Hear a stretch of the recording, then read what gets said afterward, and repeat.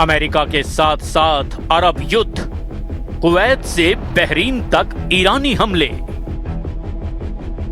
पिछले 36 घंटे में अमेरिका और ईरान का एक दूसरे पर घातक हमले करना साबित करता है कि 60 दिन से सीज फायर को लेकर दोनों देशों को एक दूसरे पर रत्ती भर भी भरोसा नहीं रह गया है। दावा किया जा रहा है कि लेटर ऑफ इंटेंट यानी कि आशय पत्र जो ईरान की तरफ से अमेरिका को मिलने की उम्मीद थी, वो उम्मीद भी अब खत्म हो चुकी है।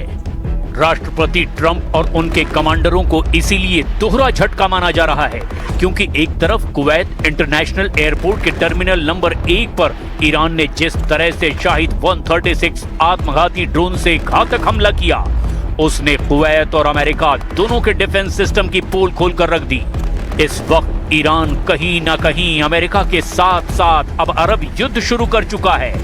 बहरीन, कुवैत और इराक में ईरानी हमलों ने अमेरिकी सेंट्रल कमांड यानी कि सेंटकॉम को भी सोचने पर मजबूर कर दिया है कि ईरान अभी भी इतने लंबे और घातक मिसाइल और ड्रोन हमले कैसे कर रहा है। ईरान ने ताजे हमलों में कम से कम 13 बैलिस्टिक मिसाइल और 17 ड्रोन से हमला किया है।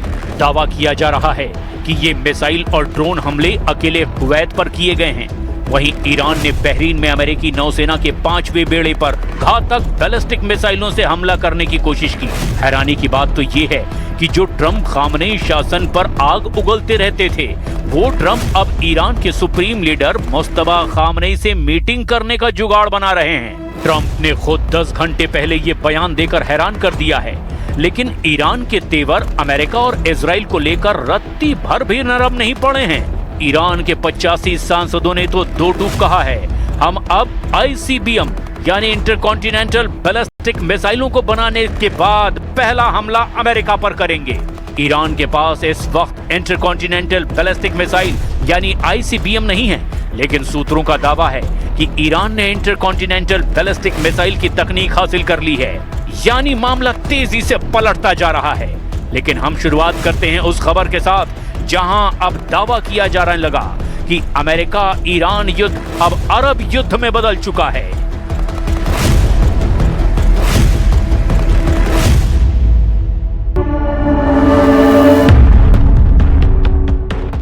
ईरान का अरब युद्ध, डबल मोर्चे पर घिरा अमेरिका। खाड़ी देशों या यूं कहें कि अरब देशों पर ईरान के ताजा हमलों से साबित हो गया कि ईरान ने अमेरिका के साथ साथ अरब देशों पर सीधे हमला करना और व्यापक अभियान चलाना शुरू कर दिया है। ईरान ने इन हमलों से अरब देशों और अमेरिका पर मनोवैज्ञानिक दबाव बनाया है कि अगर ईरान के ठिकानों पर हमला होगा तो ईरान भी अमेरिका की सबसे कमजोर नब्ज अरब देशों के दोस्त मुल्कों पर सीधा हमला करेंगे।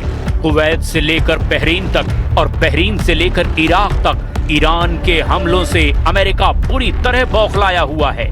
अमेरिका के पैट्रियट और थार्ड जैसे एयर डिफेंस सिस्टम भी पूरी तरह से ईरानी हमलों को रोक नहीं पा रहे हैं, जिसकी वजह से अरब देशों में खौफ पैदा हो गया है। खबर तो ये भी है कि अरब, कुवैत, UAE और बहरीन जैसे खाड़ी देश मिलकर के ईरान से मुकाबले की तैयारी कर रहे हैं, जिससे ईरान का अरब युद्ध एक तरह से शुरू हो चुका है। यानी अब अमेरिका भी दो मोर्चों पर घिरने लगा है। ईरान द्वारा कुवैत, बहरीन और इराक पर किया गया ये ताजा और भीषण हमला केवल सैन्य कार्रवाई नहीं, बल्कि इसके पीछे एक बहुत बड़ी रणनीतिक और कूटनीतिक टाइमिंग भी छिपी बताई जा रही है।